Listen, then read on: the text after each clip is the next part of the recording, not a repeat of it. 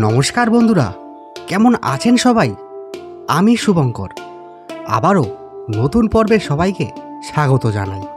বন্ধুরা, আমাদের ভিডিওগুলো কেমন লাগছে কমেন্টে মতামত অবশ্যই জানাবেন।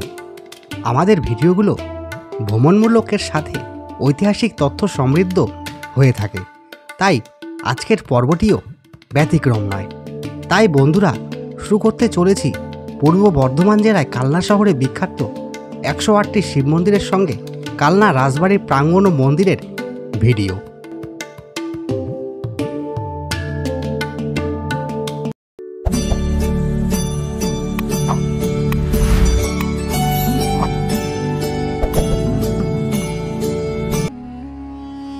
বন্ধুরা, প্রথমে 108 শিব মন্দির চত্বরে প্রবেশ করব, তারপরে অন্যান্য মন্দিরে প্রবেশ করব। কিন্তু এই শিব মন্দিরে প্রবেশ করার আগে একটি সাইনবোর্ড আছে। বন্ধুরা, কি লেখা আছে পড়ে দেখি। 1809 খ্রিস্টাব্দে মহারাজা তেজচন্দ্র বাহাদুর এই স্টক নির্মিত 8চালা মন্দির নির্মাণ করেন, যেগুলি শুভ সংখ্যক এবং 2টি বৃত্তাকার সারিতে বিন্যস্ত। বাইরের বৃত্তটিতে রয়েছে 74টি মন্দির এবং ভিতরের বৃত্তে 34টি। মন্দিরগুলি জপমালার প্রতীক হিসাবে সম্ভবত উপস্থাপিত হইয়াছে। নিচে ছোট করে লেখা ভারতীয় পুরাতত্ত্ব বিগ সর্বেক্ষণ, কলকাতা মণ্ডল। আসুন বন্ধুরা, মন্দিরগুলি দর্শন করতে করতে শুনে নিই বর্ধমান ও বর্ধমান রাজার ইতিহাস। বর্ধমানের ইতিহাস প্রায় 5000 খ্রিস্টপূর্ব থেকে জানা যায় এবং মেসোলিখিত বা শেষ প্রস্তর যুগের অন্তর্গত। বর্ধমান নামটি সংস্কৃত বর্ধমান শব্দের একটি ইংরেজি শব্দ। নামের প্রথম এপিগ্রাফিক্স রেফারেন্স একটি 6-এ ঘটে। গলসি থানার মল্লাশালুর গ্রামে খ্রিস্টীয় শতাব্দীর তাম্রফলকে পাওয়া গেছে। বর্ধমান নামের উৎপত্তি সম্পর্কে 2টি মত রয়েছে। একটি 24 তারিখ নামের নামকরণ করা হতে পারে। জৈন তীর্থঙ্কর বা বর্ধমান স্বামী জৈনদের কল্পসূত্রে অনুসারে মহাবীর অস্তিগ্রামে কিছু সময় অতিবাহিত করেছিলেন, যা পূর্বে বর্ধমান নামে পরিচিত ছিল। অন্য মত অনুযায়ী বর্ধমান মানে সমৃদ্ধ বৃদ্ধির কেন্দ্র। উচ্চ গঙ্গা উপত্যকা থেকে কার্যকরণের অপ্রত্যাশিত অগ্রগতিতে সীমান্ত উপনিবেশের বৃদ্ধি ও সমৃদ্ধির ল্যান্ডমার্ক হিসাবে বর্ধমান বলা হয়। 1954 এবং 1957 সালের খনন থেকে জানা যায় যে দুর্গাপুর থানার বীরভানপুরে মেসোলিথিক যুগের সন্ধান পাওয়া গেছে। এই আবিষ্কারগুলি 1962 থেকে 1965 সাল অজয় নদীর উপত্যকায় পাণ্ডু রাজার ঢিপি এবং অজয়, কুনুর ও কোপাই নদীর উপর অন্যান্য কয়েকটি স্থানে খননের ফলাফল। এই ঢিপি প্রকাশ হয়েছে যে তখনকার মানুষ ফুটপাত ও রাস্তা দিয়ে সুপরিকল্প শহর করে তুলতে সক্ষম ছিল। তারা বাস করত দুর্গ এবং বাড়িতে, যা দাবানলহীন কাদামাটি দিয়ে তৈরি করা হয়েছিল। তাদের দেয়াল ও মেঝেতে প্লাস্টার করা ছিল। তারা তামার ব্যবহার জানত। কৃষি ও বাণিজ্য ছিল তাদের অর্থনৈতিক মূল ভিত্তি। বর্ধমান প্রাচীন বাংলার একটি সুপরিচিত বিভাগ হিসাবে অব্যাহত ছিল। 6ষ্ঠ শতাব্দীতে বর্ধমান একটি বিখ্যাত ভক্তি হিসাবে বিদ্যালয় ছিল এবং সেই যুগে এটিকে রাধাদেশ বা রাধা হিসাবেও উল্লেখিত করা ছিল। রাধা বর্ধমান এলাকার মৌর্য সাম্রাজ্যের একটি অংশ হয়ে ওঠে, কিন্তু গুপ্ত সাম্রাজ্যের বিলুপ্তির পর বাংলা এক বা একাধিক স্বাধীন রাজ্য প্রতিষ্ঠাতা হয়। 1657 সালে বর্ধমানের একজন বণিক ও ব্যাংকার আবু রায় বর্ধমানের রেকারি বাজার ও মোগলটুলির কোতোয়াল চৌধুরীর নিযুক্ত হন। সংক্ষিপ্ত নোটিশে বর্ধমান পেরিয়ে সেনাবাহিনী সরবরাহ করার ক্ষমতায় তিনি এই নিয়োগ জন্য দায়ী। তার দাদা সঙ্গম রায় লাহোরের কোটলিম হল্লার বাসিন্দা। পুরীর তীর্থযাত্রা থেকে ফেরার সময় বর্ধমানের কাছে বৈকুণ্ঠপুরে বসতি স্থাপন করেন। সঙ্গম রায়ের পুত্র বঙ্কবিহারী ছিলেন আবু রায়ের পিতা। আবু রায়ের পুত্র বাবু রায় বর্ধমান জমিদার রাম রায়ের কাছ থেকে বর্ধমান পরগনার আরও 3টি সম্পত্তি অধিগ্রহণ করেছিলেন। তিনি ও তার পুত্র ঘনশ্যাম রায়ের উত্তরসূরি ছিলেন ঘনসাগর নামেই তিনি বেশি পরিচিত হচ্ছিলেন। বিশাল ট্যাঙ্কটি খনন করিয়েছিলেন তার পুত্র কৃষ্ণরাম রায় 1689 খ্রিস্টাব্দে ঔরঙ্গজেবের কাছ থেকে একটি ফরমান লাভ করিয়েছিলেন, যার মাধ্যমে তাকে বর্ধমান ও অন্যান্য পরগনা জমিদার ও চৌধুরী করা হয়। তাকে কোনো নতুন কর আদায় করার বা চাষাবাদের উৎসাহিত করতে এলাকার আইনশৃঙ্খলা বজায় রাখার নির্দেশে দেওয়া হয়েছিল। জমি জমার নজরানার জন্য তাকে 50 টাকা দেওয়া হতো। কৃষ্ণ রায় ট্যাঙ্কটি খনন করে যা কৃষ্ণসাগর নামে পরবর্তীতে পরিচিত হয়। 1689 সালে ইব্রাহিম খান বাংলার সুবেদার হন। তারা দুর্বল প্রশাসনের অনাচারকে উৎসাহিত করেন। 1695 সালে পূর্ব মেদিনীপুরের বর্তমান ঘাটাল মহকুমা চেতোয়া বরদার জমিদার শোভা সিং উড়িষ্যার একজন আফগান প্রধান রহিম খানের সাথে জোটবদ্ধ হয়ে কৃষ্ণরাম রায়কে আক্রমণ করেন। 1696 সালে রায় পরাজিত ও নিহত হন। কৃষ্ণরামের পুত্র জগৎরাম রায় পালিয়ে যেতে সক্ষম হয়, কিন্তু কৃষ্ণরামের পরিবার অন্য সকল সদস্যকে শোভা সিং বন্দী করেন। তার পরিবার বেশ কয়েকজন মহিলা বিষ খেয়ে আত্মহত্যা করেছিলেন। জগৎরাম রায় সুবেদার ইব্রাহিম খানের সাহায্যে চাইতে ঢাকায় গিয়েছিলেন এবং হুগলির ফৌজদার ও চীন সুরার দাসদের সহায়তায় তিনি বর্ধমান ফিরে যান।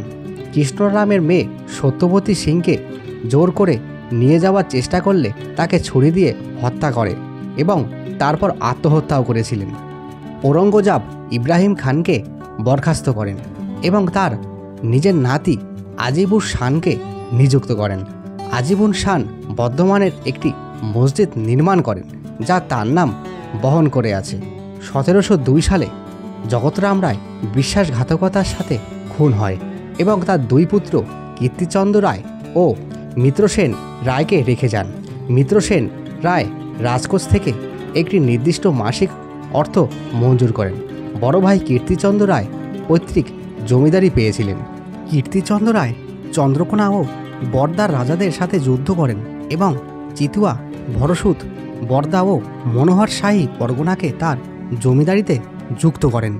তবে সবচেয়ে সাহসী কৃতিত্ব ছিল বিষ্ণুপুরের শক্তিশালী রাজাদের আক্রমণ ও পরাজিত করা। তিনি কাঞ্চনগড় শহর প্রতিষ্ঠাতা করেন এবং যদেশ্বর দিহ নামে পরিচিত ট্যাঙ্ক খনন করে।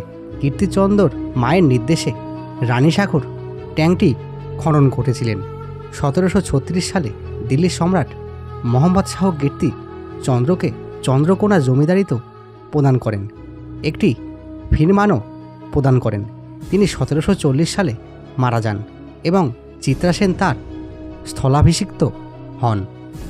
তবে বন্ধুরা, একটা কথা বলে রাখা ভালো, এই 1740 সালে ভাস্কর পণ্ডিতের অধীনে নাগপুর থেকে মারাঠা বাহিনী বাংলায় প্রবেশ করেন।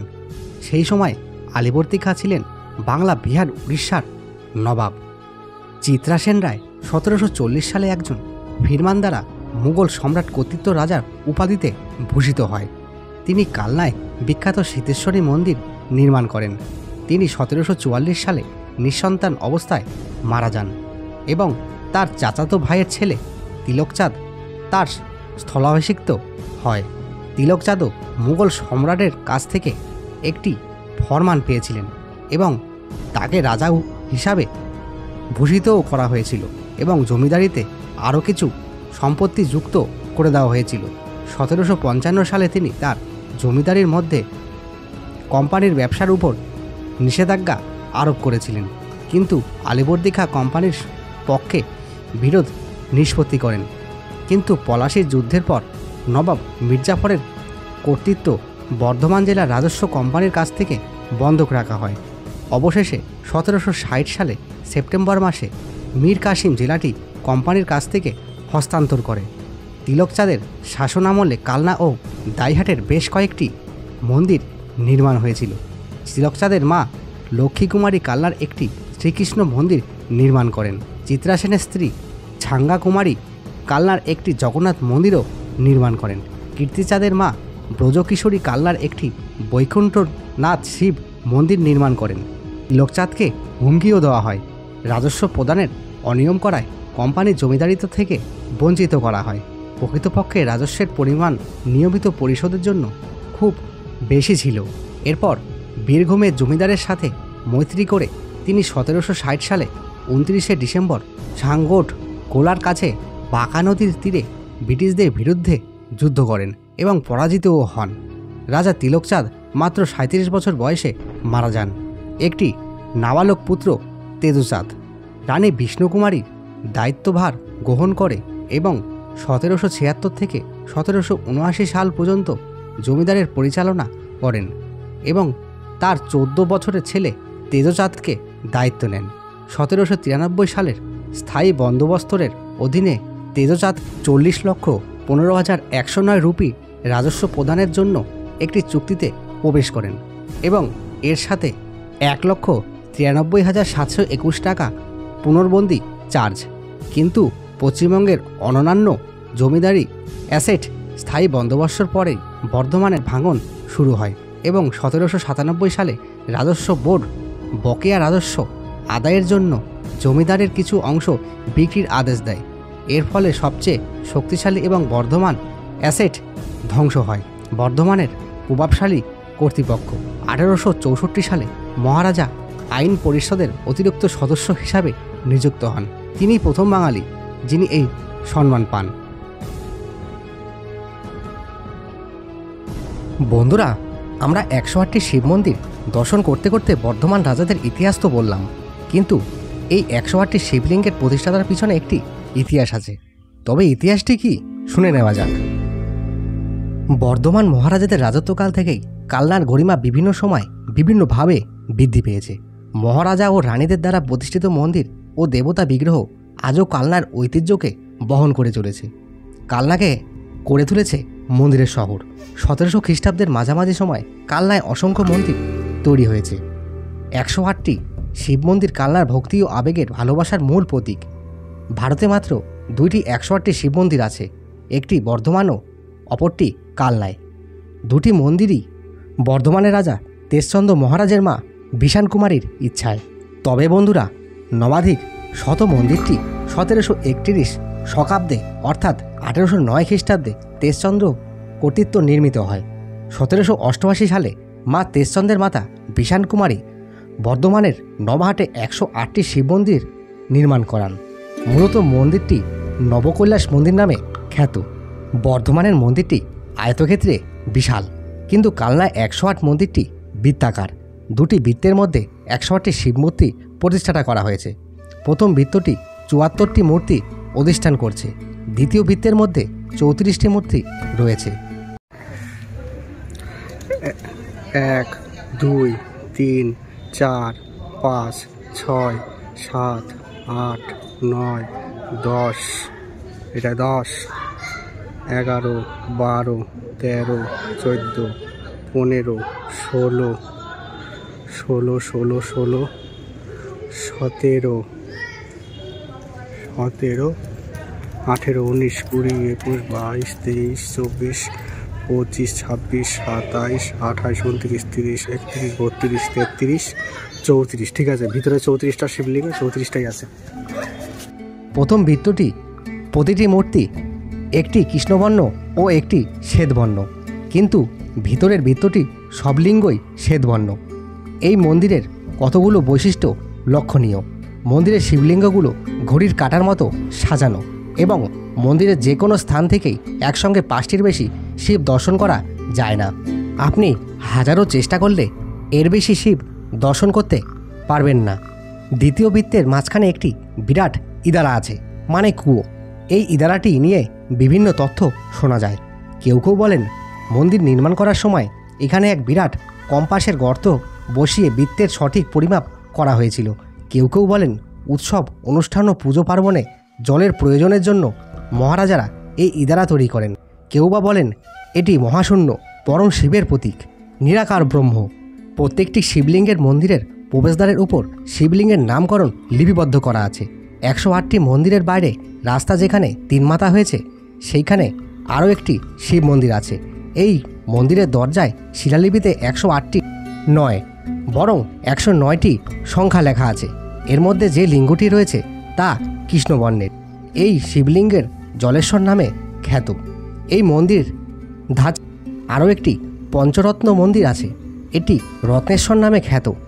সেটা যদি গণনার মধ্যে ধরা হয় তবে 110টি মন্দির আছে। অনুমান করা হয় যেই সময় মহারাজা তেজচন্দ্র সাধক কমলাকান্তের সংস্পর্শে আসেন এবং বীজমন্ত্র গ্রহণ করেন। 108টি সংখ্যা একটি সিদ্ধ বীজমন্ত্রের প্রতীক। বর্ধমানের ইতিহাসবিদরা মনে করেন বীজমন্ত্রের জপমালা যেমন 108টি রুদ্রাক্ষের সঙ্গে কয়েকটি বড় রুদ্রাক্ষের গাঁথা করা আছে। শিবলিঙ্গগুলো চৈতন্য ও জ্ঞানের প্রতীক। 108টি শিব মন্দির প্রতিষ্ঠাতার একটি ইতিহাস আছে। 1788 সালে নবাবহাটে একবার ভয়ঙ্কর মহামারী দেখা যায়। তখন রাজমাতা বিষাণকুমারী দেবী শোকস্তব্ধ প্রজাগণকে ঈশ্বরমুখী করে তোলার জন্য বর্ধমানের 108টি মন্দির তৈরি করান। জনশ্রুতি আছে মহারানী বিষাণকুমারী বিধবা হওয়ার পরেও নাবালক পুত্র তেজচন্দ্রকে নিয়ে রাজ্যপাট দেখভালের কাজে মন দেন। সেই সময় বর্ধমানের বহু অংশ পত্তনি দেওয়ার ফলে আয় বৃদ্ধি হতে থাকে এবং ঋণ পরিশোধ করার পরেও রাজকোষ উপসে পড়ে। ইতিমধ্যে সাবালক পুত্র তেজচন্দ্র রাজকার্য হয়ে ওঠেন।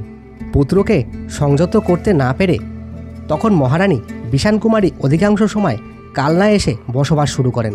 1774 খ্রিস্টাব্দে রাজকার্য চালাতে অক্ষম রাজা পুনরায় তার মায়ের শরণাপন্ন হয়।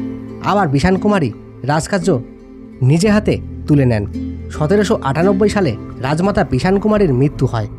ইচ্ছা অনুসারে 1809 সালে কালনায় 108টি শিব মন্দির তৈরি হয়।